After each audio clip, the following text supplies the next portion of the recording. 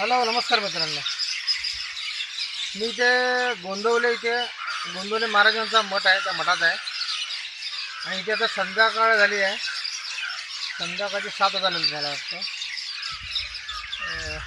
तर इथे आपल्याला माझ्या पाठीमागे जी झाडं आहेत, म्हणजे मोठे मोठे वृक्ष आहेत, त्या वृक्षावर बसलेल्या पक्ष्यांचा आवाज येतच असेल.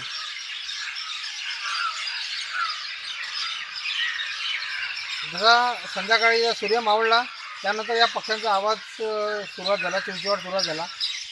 हा मधुर चिवचिवाट कानाला खूप सुखावतो आहे.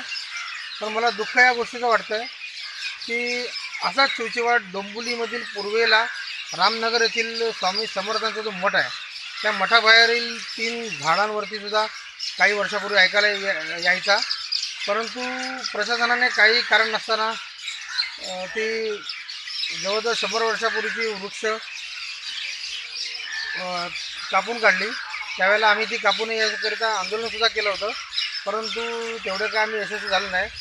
परंतु आज या पक्ष्यांच्या चिवचिवाटाने मला त्या चिवचिवाटाची आठवण केली आणि त्याकरता मी आपल्यासाठी हा व्हिडिओ तयार करत आहोत.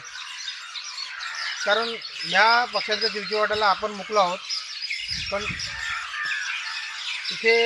इकडचा चिवचिवाट आपल्याला ऐकून मी आपल्याला सुचवण्याचा प्रयत्न करतो आहे.